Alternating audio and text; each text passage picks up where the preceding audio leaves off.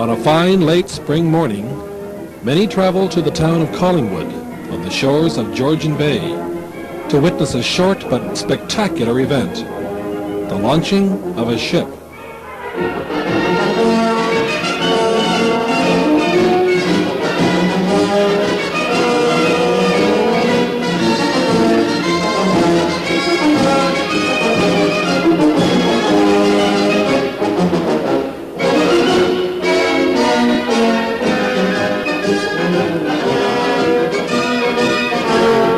The launching of a steel hull, more than 700 feet long and weighing thousands of tons, is quite an undertaking, in this case complicated by the fact that there is very little room in the narrow launch basin. Huge portable curved reflectors are used to protect the buildings from the enormous force of the displaced water when the ship enters the basin.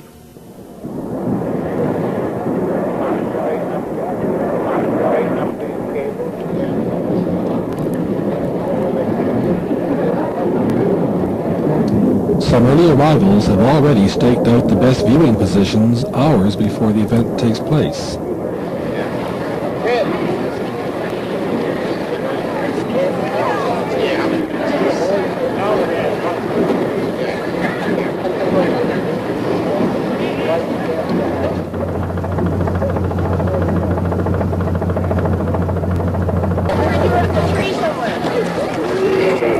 Prior to the launching day, huge timber slipways, on a slant, have been inserted between the building blocks, and since early this morning, a gang of workmen have been working to transfer the weight of the ship from the erection supports to the slipways. The top of the slipway timber is greased before the sleigh is placed on top of it. The triangular space between the sleigh and the ship is packed with wood.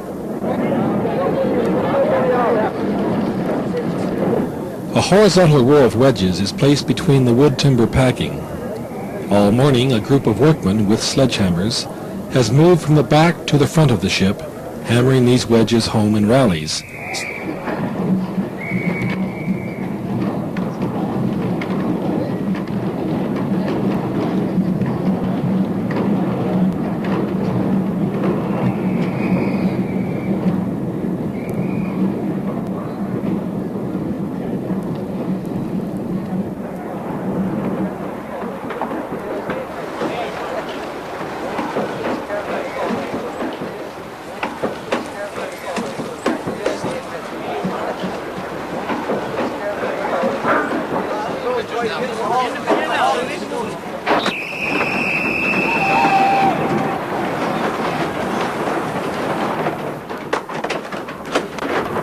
This, in effect, raises the ship a fraction of an inch so that the erection supports can be removed and the ship's weight transferred to the slipways.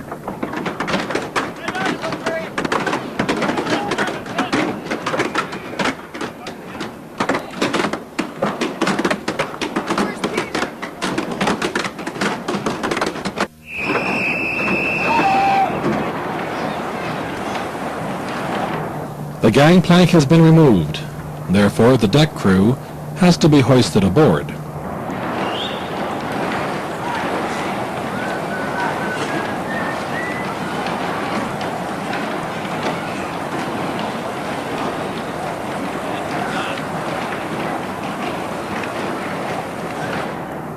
The huge chains fastened to the side of the ship are to prevent the hull from hitting the other side of the narrow basin.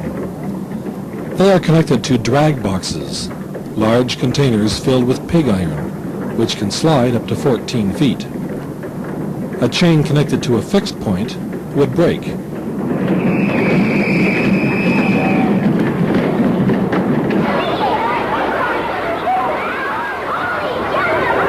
The event is very popular with school children, who show up en masse under their teachers' supervision.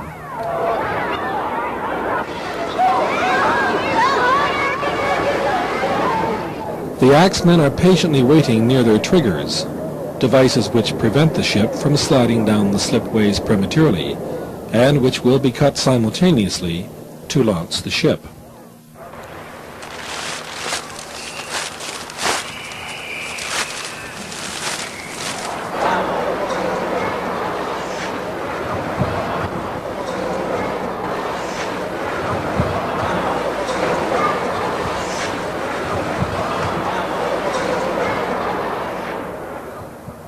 our last launch. This is the last time I'll cut the ropes. I'll be finished in July the 23rd. Yes, it take off. The rope lashing over the cutting block is connected to a steel cable, which leads in turn to a sturdy steel cantilevered beam supporting a hefty wood timber pushing against a steel bracket welded to the ship's bottom. When the rope is cut, the steel lever falls away, as does the timber, so the hull is free to slide.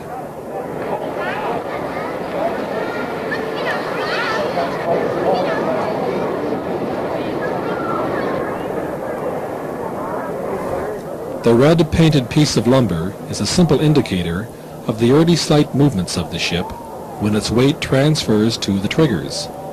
It is constantly monitored by the telltale men at the bow, who by walkie-talkie are in constant touch with similar observers at the stern of the ship. That's the whole thing. Away we go. There seems to be some concern about them dogs coming out back there, but she's down 11/16.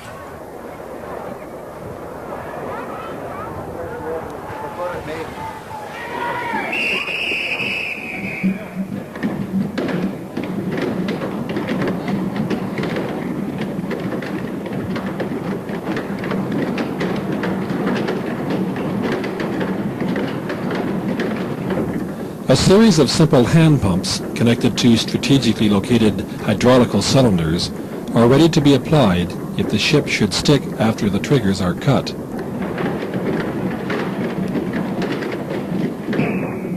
These steel straps, called dogs, are an additional safety device to prevent a premature launch.